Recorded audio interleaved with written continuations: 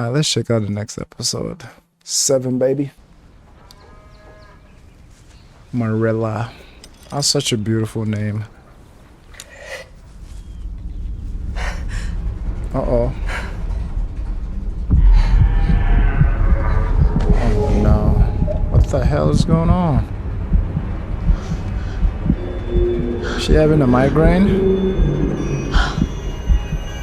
Panic attack?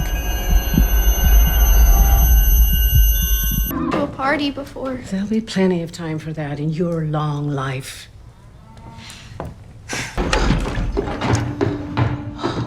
Hell then, what's going on? Headache? You haven't had one in quite a spell. Don't mention it to Anne. It'll pass soon. Like the others. Uh-oh. I think it's migraines. I have a strong work ethic, sir, and I've chosen my vocation. Medical school, sir. I know it's for me. Riveting. So I was hoping you could offer me some extra help outside of class so that I can catch up, make up for the time that I missed. It could also be an opportunity to prove wrong all those who think you don't care all that much about your teaching. I'm only asking for a small portion of your time, sir. Is that all? My time? Tell me, should your father simply give his crops away because someone wants them, feels he deserves them? He should not. Time is money, Mr. Blythe. My father's dead, sir. Yes. Well, the metaphor still plays. What? Where were you? I waited. Father has a cold. We're not going to end Justine's party either. What? Shit. All right, bright little minds, open your readers. Let's pick up from where we last left off. Oh my god, I didn't even realize it. That was his painting hand. Dude, I didn't even realize it when it happened. Holy shit. That's a fear I used to have as well. Something happening to my hand. It's like, bro, not being able to paint anymore or even do like other everyday tasks like that. My parents and I have never even been invited before. How about God forbid Father got out with the world's tiniest sniffle? It's absurd that ladies aren't allowed to travel without a male companion. Agreed. Did I mention Aunt Josephine is having a world-renowned pianist perform? What? Yes, a world-renowned... Cole, what are you... What are you doing? Oh, What are you doing? Leave it! No, just wait! I said leave it! Why would you do such a thing? It should have been better by now. it Oh. will be. You just need time. It'll I be got fine. my splint off weeks ago, Anne. It's just not the same. I can't draw anymore. Oh. It's... Oh, please. Cole. Cole, just wait. People learn to adapt You can't just though. walk away from your I art and... don't want to talk about it. Could this day be any colder to match our wintry moods? That's precisely why Aunt Josephine has her party. A summer-themed soiree to chase away the winter gloom. Oh, could it be more perfect? Soiree. Cole is a man. Cole is a man. Diana, what if we could convince your parents to let Cole accompany us to Charlottetown? Marilla would have to relent. How can she say that a party isn't for children if you're both going? Cole is very tall. Cole, isn't it just the thing you need in your time of deep sadness? To attend a party? In a room filled with A strangers? change of scenery. Take your mind off. My folks would never let me miss a Saturday on the farm. If I can come up with a plan, will you do it? All right. We. And you know she will come up with a plan. Pen of duplicity. Perfect tool for concocting a most perfect lie. A fib. For good cause. Could cost my ass. Here, study your lines carefully. We only have one chance.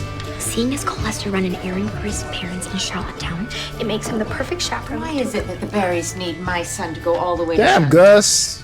Chill. Short What's up?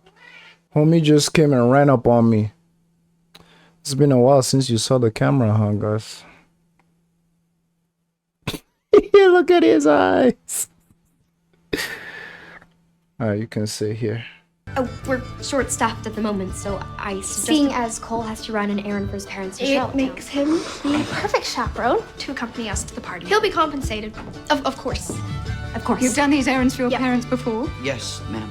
Nothing feels better than a job well done. So you're quite a responsible boy. And you think this errand could lead to regular paying work? Good. And now, with Cole and Diana allowed to go, as their parents feel that a piano concert would be most educational, we were hoping you would reconsider. I'll leave it to you, Michael. Matthew. She called him Michael. Damn. I'll allow it. We're going! We're going! We're going! Help me pack! I couldn't bear if my pup sleeves were crushed for the party. Seeing as how you're feeling poorly, I reckon that was the right decision. I mean, we'll give you a bit of time to... Fine. It's nothing. You're not fine though, Marilla. You're not. Hey, nothing bad better happen to Marilla, man.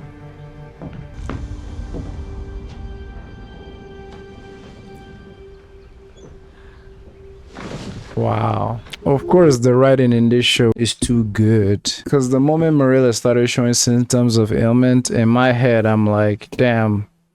Like, Marilla is gonna... Jesus. Yeah, I gotta brush your ass. Yeah, the moment Marilla brought up, she started getting sick, I was just thinking, man, she had to give up her whole life to take care of mom, right? And I'm sure she wouldn't want Anne to do that as well. And Anne kind of noticed while she's been happy to go on this trip, she kind of noticed that, hey, something might be wrong with Marilla, right?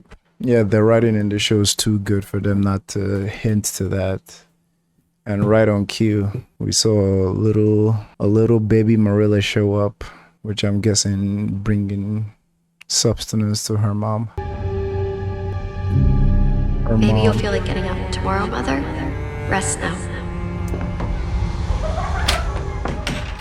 Oh, God. Welcome, my lovelies. This will be the scene of the crime. Oh, goodness me. I've dreamed about parties before, and while I do believe I have quite a capable imagination, it's never conjured up anything like this. I'm exceptionally excited to hear Sissy shunning that play. Miss Barry spares no expense to get people through the bleak winter. Oh, how wonderful. I can't take credit for Gertrude's idea. This was her night. I couldn't bring myself to have this party last year without her. Well, time marches on, doesn't it? How did you find yourself roped into this fiasco? Cole was our hero. Without him, we wouldn't have been permitted to come. The artist in you must love all this. It's still who you are. Not anymore. I'm happy to be here. Even so. Let's get you some supper. And then off to bed. Tomorrow is a big day. Come on, Cole. Of all the parties I've been to, I'm sure this one will be my favorite. I've never been to a party before, and I was wondering if you would please tell me what to expect and how I should behave and how should I be. You should expect a riotous good time. And you need not be anyone but simply yourself. Oh, but I have such a history of doing just that and getting it all wrong and not fitting in, and it seems I'm not like everyone else. Then you've come to the correct party. Jane Eyre. I remember you were reading that last year. May I borrow it? I suppose Gertrude wouldn't mind. Those were her books. They sit just where she left them. That's what you meant by, in your way, you were married. Yes.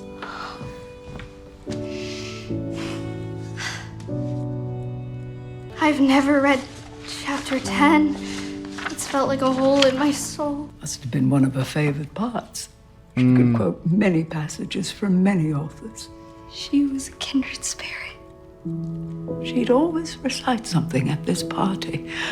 I'd be honored if you would on her behalf. Something you both share a love for. That's beautiful.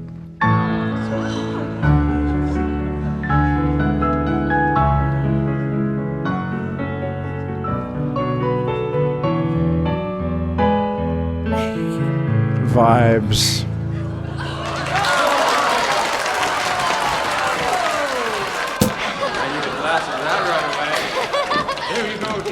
Diana, come with me. Come. Oh, I'm so Introduction. excited. Cecile wants to meet. Cecile? It was breathtaking, invigorating from start to finish. I am so thrilled you are pleased, Miss Berry. Josephine, please. And this is my niece, Diana. Ravie de vous connaître, Mademoiselle Chaminade. Shit. Magnifique, enchantée. Diana is a budding pianist herself. Give her a little glimpse into your life, won't you? I see the world, sharing my compositions everywhere I go. It is an incredible life. If you don't mind hard work and travel, is it something that you aspire to, Diana? Aspire to? With your music? A career, dear. Your piano. Oh, well, no. I suppose I could keep it up on a recreational basis, if it were agreeable to my husband. Look around, dear. Despite what you've been told, your life doesn't have to be an exact replica of your parents. C'est vrai? Marriage is wonderful, if love is why you marry. But perhaps you'd like something more than simply keeping a house. You must play something for us, ma chérie. Oh, no, I'm not. Excuse me. Lovely to meet you.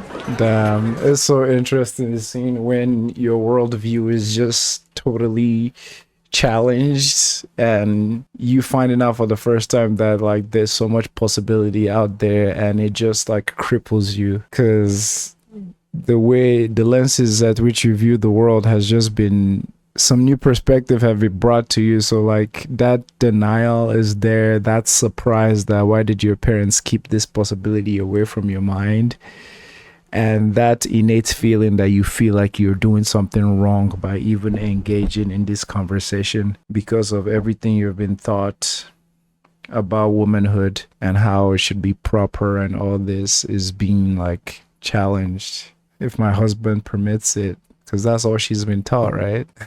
Interested to see the reaction. Damn. Obviously they both understand what just occurred. I like a good grazing joint. Inspiration. It's just the most amazing group of people. I don't know what to think. Me neither. I suppose I should go practice. Ooh, get me to one of them parties, boy. I'm thrilled to be among your lovely faces. But we feel the absence of one. What a face it was. I still recall it. Peering over my shoulder, reading over my shoulder. No care for decorum. That's how we met. In a bookshop in Paris. A woman introduces herself as Gertrude and tells me I do not want to purchase the book I'm perusing as it's impossibly bleak, and in the end the protagonist is murdered. Spoilers. I spent my next decades hiding what I was reading, as she couldn't help but spoil the ending of every novel or night at the theater. She also attempted to bleed me dry, spending all my money on the arts. And look what I'm left with. Nothing but a room full of the most wonderful friends. To Gertrude, may she be reading over our shoulders for eternity. To the most wonderful couple, my romantic ideal, Gertie and Joe. It's nice to see that there were always spaces, unlike what some fucking bigots will make you want to believe, that people are just choosing to be queer now. But it's like they've always existed in history, like everywhere, and just a lot more hidden than now, because shit was harsh. I mean, even still these days, there are a lot of countries around where being out and open is very illegal. Like, I'm talking jail time. So it's always nice to see in these old stories how there's always been safe spaces and like recognition of like queerness and acceptance, and I love Diana's reaction. It's like there's like a tug of war going on in her head. probably right now. She's seen all this happiness and all this joy, which is contradicting probably her more like conservative, like small town upbringing. You know what I'm saying? But then she's seen so much happiness and joy, and it's like, what's going on? And now, to give a recitation in Gertrude's stead, Gertrude. I invite the always surprising, bright-eyed, big-brained Anne Shirley Cuthbert.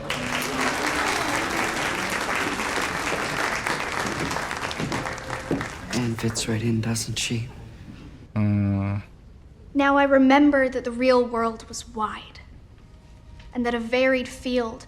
This can be a wallpaper right now. The flowers, the dresses, very cottage core. It looks so good. And that a varied field of hopes and fears, of sensations and excitements, awaited those who had the courage to go forth into its expanse, to seek real knowledge of life amidst its perils.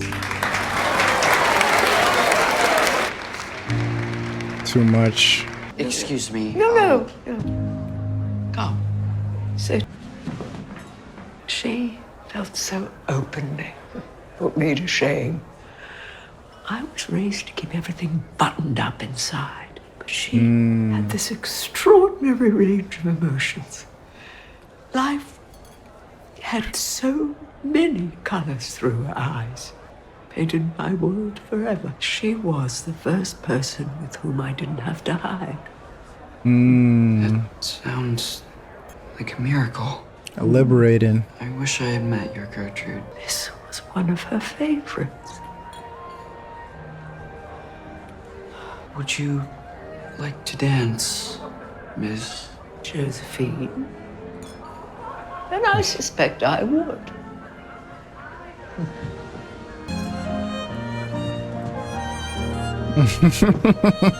Shit, boy. Love it.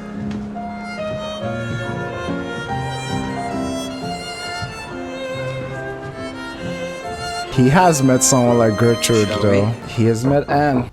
I'll fetch you something. Don't go to the trouble. No trouble. Yeah, she doesn't want to be a burden to anyone. Good old cheese and bread and jam. Oh, Lord.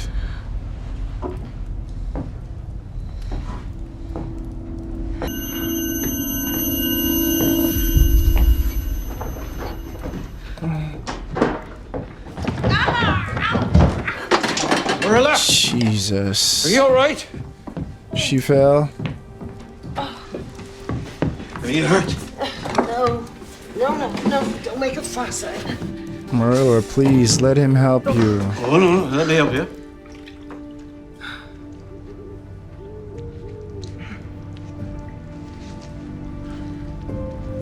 Yeah, this must be so rough, physically and mentally. Open, please. Please, Mother.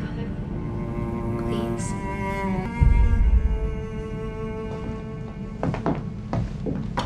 Why won't she get out of bed? She can't help it. She misses Michael. But it's been a year. Doesn't she love us too? Of course. How could she not? Damn.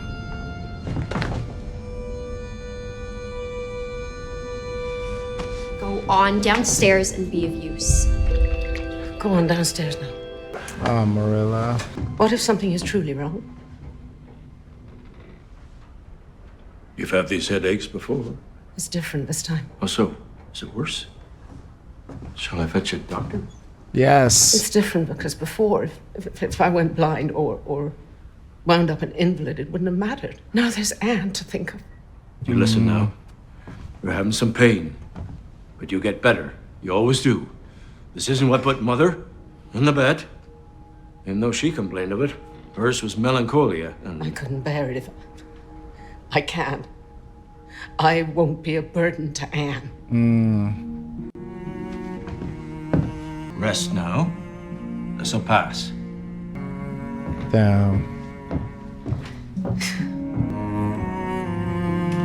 Oh, that's the gift she left her. Diana. And Josephine and Gertrude were her romantic ideal? She means they were gay. Why are you gay?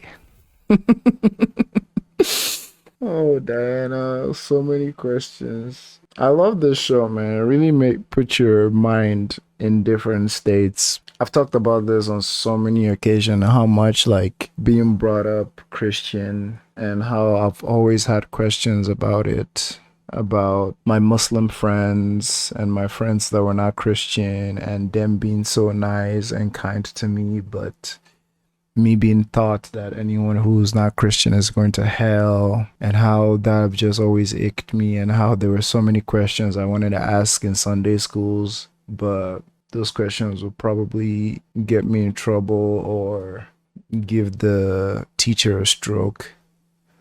Or like me coming to college and seeing the most diverse group of people and identity I've ever seen and being like, all of them can't be wrong. You know, and how it just challenges the worldview you were brought up in. I'm sure we all definitely understand the questions, all the questions Diana have, and the freaking explosions that are happening inside her brain. Oh, well, they were in love. Isn't it ever so sad to see what Josephine lost, but it's lovely to see what a life they had together. No. I've known Aunt Josephine and Aunt Gertrude my whole life. They can't have... They weren't. Someone please talk to Diana. Help her see the light.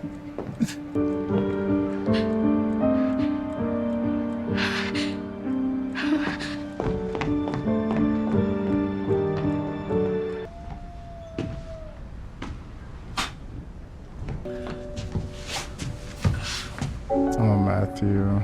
I don't know what you do to keep popping this button off. Matthew, both hands. Now eat quickly or we'll be late. I can't go if I don't have a shirt. I said I'd fix it and I will. I don't have time to argue.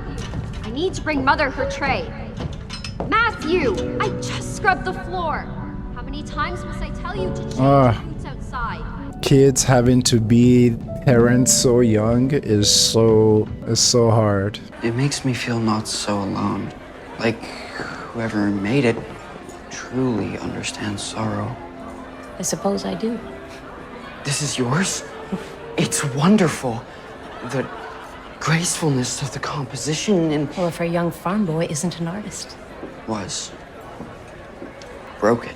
I can't control the pencil. Can't draw the way I used to.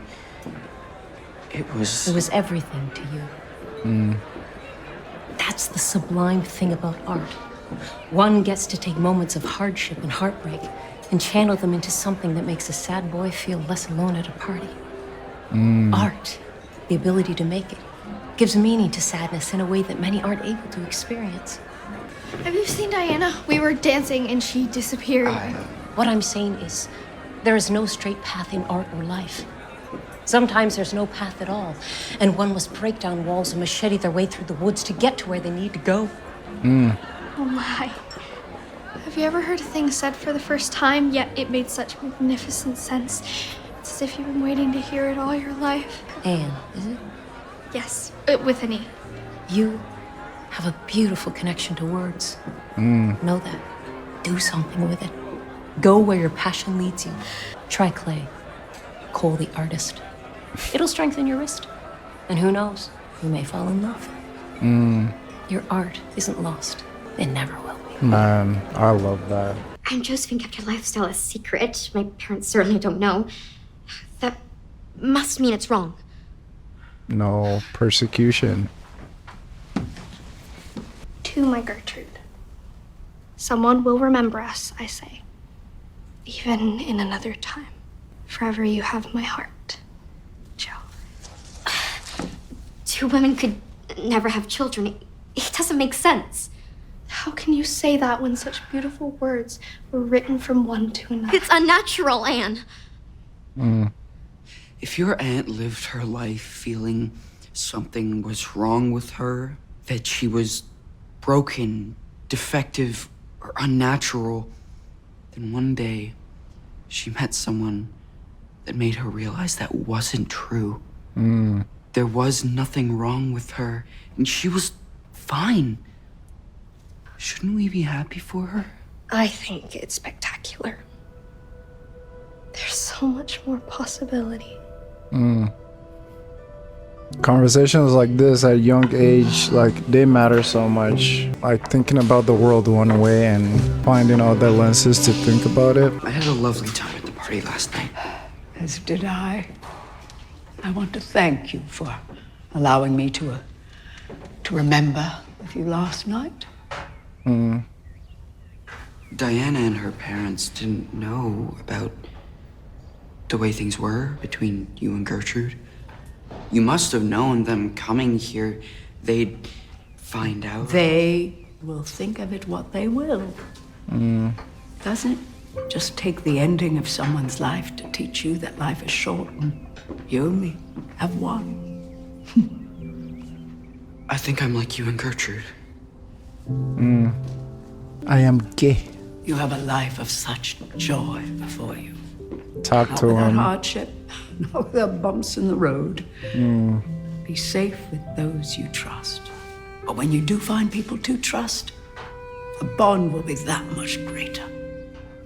Quite touched by you choosing me as one. Mm. In case your parents ask about this compensation. I couldn't. I'll not hear protest.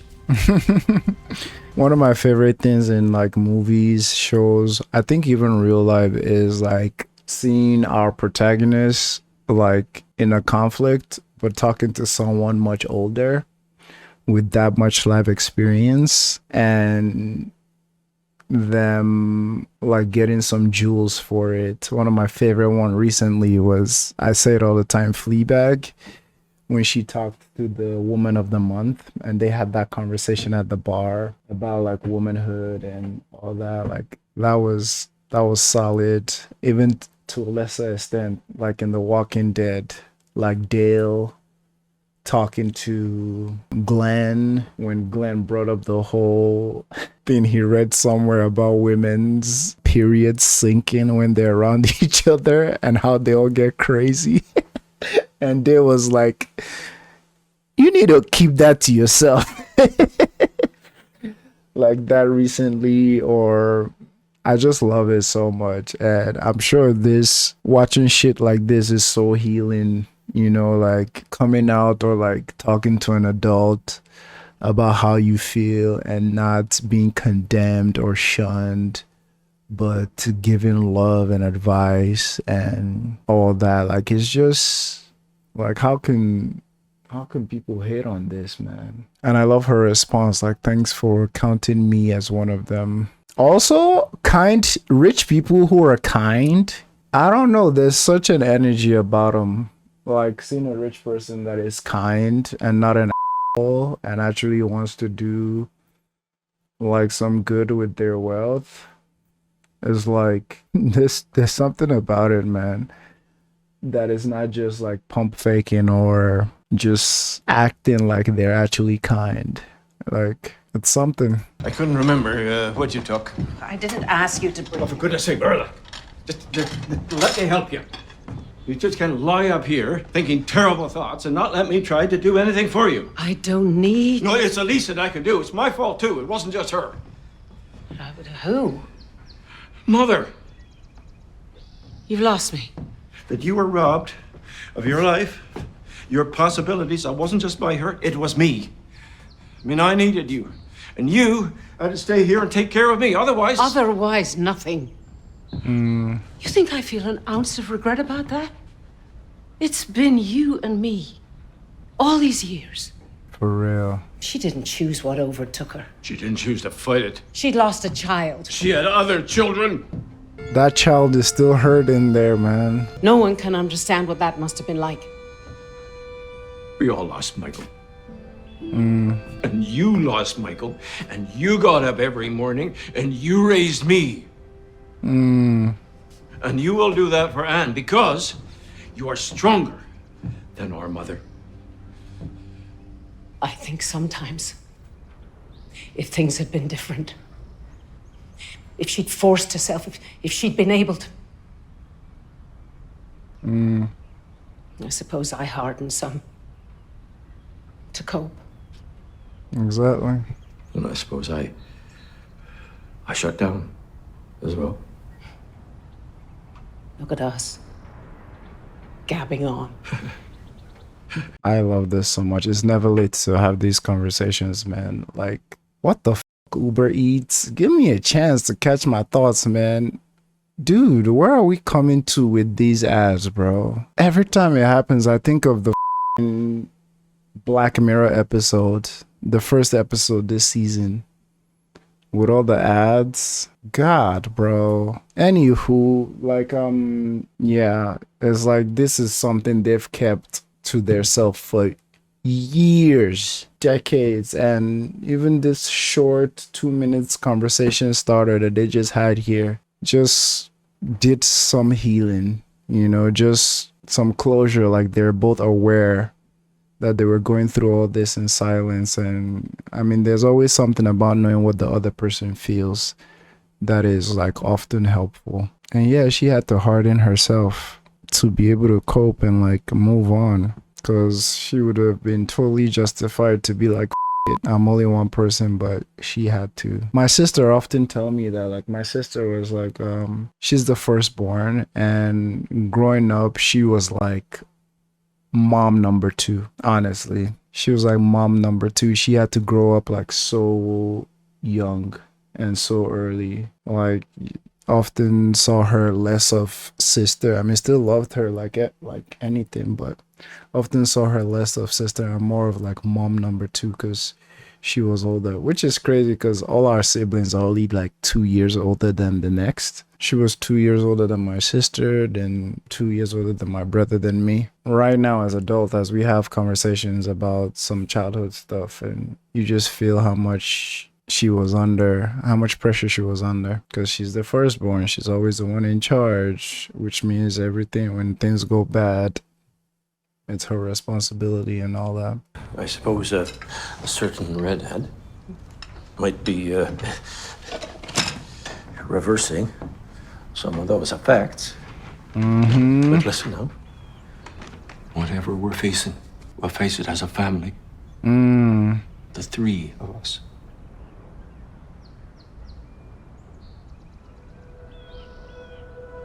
Healing, bro. Healing. Marilla with physical touch. Like, throughout this story is like, I love the emphasis that the showrunners put on it. Physical touch, obviously not just like sexual or romantically, kind of like it was with that dumbass, what was his name? The one who tried to robbed them. But also like platonic, like family, like physical touch is always important for her. Like, cause she's been so deprived of it, right? Like anytime Anne hugs her or lays on her, and I don't think we've ever seen Matthew actually have physical contact with her. Not even a hug or anything. So I think this is the first time in probably forever that he's held her hand. And I love that they always put emphasis on it. I don't even know where to start. It went well, then? Well, doesn't even begin to explain it. It was the most wonderful. Where's Marilla? Oh, she's in bed. She's under the weather. Just a bit, I mean, not to worry. I know she'd love to see you. I won't disturb you, Marilla. I just wanted to see you. Come in, please. It's only a headache. Covering his scar. Little mishap. It's nothing.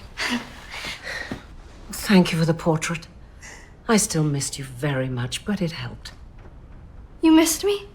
I did. Now, tell me everything. Was it an adventure? Perhaps you could speak it quietly. Oh, Marilla, it was indeed a dream. Let me snitch on Val a little bit. When Val gets excited, her voice doubles. Which I'm fine with it 99.9% of the time, but there are those moments when like I have a headache, I've been working all day, I taught a class, that like I have a headache, and as much as I want to hear whatever she wants to say, that loud tone, I'm like, Val, please tone it down. So I love seeing this. Like, Anne was right here about to start blasting her ear off. She's like, please tone it down. Oh, Marilla, it was indeed a dream. Everyone was so smart and interesting. It felt as though you could be anywhere in the world and there might be a place for you. It sounds lovely. You would adore it. Oh, and Well, well. everyone wore them, from the most proper gentleman to, well, me.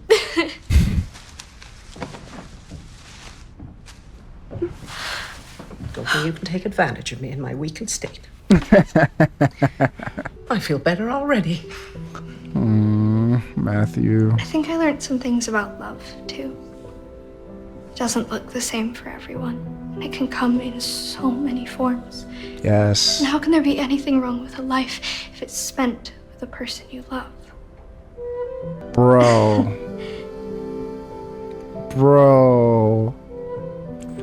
Matthew's like, you see? What did Matthew say earlier?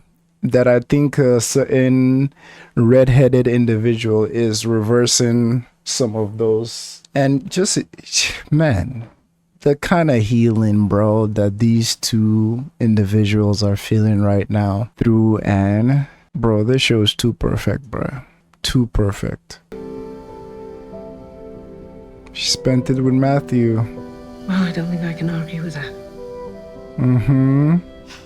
And again, not such a big emphasis on just romantic love, you know, but also family, platonic, like love with your friends. I remembered that the real world was wide, and that a varied field of hopes and fears, of sensations and excitements, awaited those who had the courage to go forth into its expanse. Play. To seek real knowledge of life amidst its perils. Isn't that the most perfectly inspiring composition of words? Aunt Josephine asked me to read it aloud at the party, and I did. Well, I can't seem to tell you whether it was word perfect or not. There's no shame in reading glasses, Marilla. Straining the eyes and give you terrible headaches. I suppose I'll have to see an oculist. No jokes about my age, thank you very much. And a word or phrase that makes specific the meaning of another word or phrase. Perhaps the good doctor can tell us the answer. Why is he such an ass, bro? The answer is modifier, sir. And I managed to learn that with no extra time from you. Talk to him. Correct. The good doctor? Someday, I hope I get there. In the meantime, it feels good to know what I want. You'll get there. If you go where your passions lead you. Nah, this show is so meaningful, man. So meaningful. Gilbert may know just what he wants to be, but does he have a beautiful connection to words? Damn, girl. So. I thought you said that was the pen of duplicity. Yes, but I think it's been properly exercised. Are you going to be a writer? Maybe. Maybe I'll be a lot of things. Okay, him. 3 more episodes in this wonderful season. And then off to season 3. 10 episodes. I'm glad there's still a lot more N with an E. Because this show is gas. This show is gas. The way everything gets so perfectly tied together is so refreshing. Like everything with Marilla and her mom and her ailment. It's like darn near every episode seemed like its own like mini movie. Like its own short film with the conflicts and the resolution on most of it in the same episode is done so well, is written so well. And like Diana struggling with her like her more conservative like worldview and how she was brought up, and just hearing different opinions from her friends and people she actually cares about. The whole thing with the I can't remember her name, the host of the party, and her love lost, and I bet she sees a lot of her partner in Anne, you know, just the way she sees the world and her beautiful mind. Man, nah, Marilla and Matthew really got me, bro. Like, that really got my heart singing, especially the Anne's response at the end, like, how could a life be a waste when you spend it with people you love? It's like, bro, yes, romantic love is it's one hell of a drug. Like, it's beautiful, but other relationships can be just as fulfilling, you know. They can be just as fulfilling and just as loving, and the support and everything. I think that's why sometimes people can find loopholes in their relationships when they only bank on romantic love, you know, because not everybody gets that, you know, or just situation and stuff. But like, there's other relationships that we can invest in, you know, like romantic love don't have to be the end all be all. So like, I feel sometimes people can also like pigeonhole themselves for only chasing romantic love, but like friendships can be so important and so deep, and your romantic partner might not always be able to fulfill all your love needs, and that's not because they can't do it all, but like sometimes they can't do it all. Like, someone else in a friendship have to like play the role, another like role there, another kind of love, like family, friends, like trusted colleagues. Like, soulmates don't always have to be romantic, you know. Sometimes you just find someone that person is your person, like through and through, while you still have your relationship that fulfills all that romantic love needs, you know. But hey, thank you all for watching. I will catch you next time. And if you like my haircut, I did it myself and I'm proud of it. Last time I paid for a haircut was 3 years ago, 2.5. Got $25. It's staying in my pocket, boss. It's staying. All right, y'all, take care of your beautiful selves. I'm out.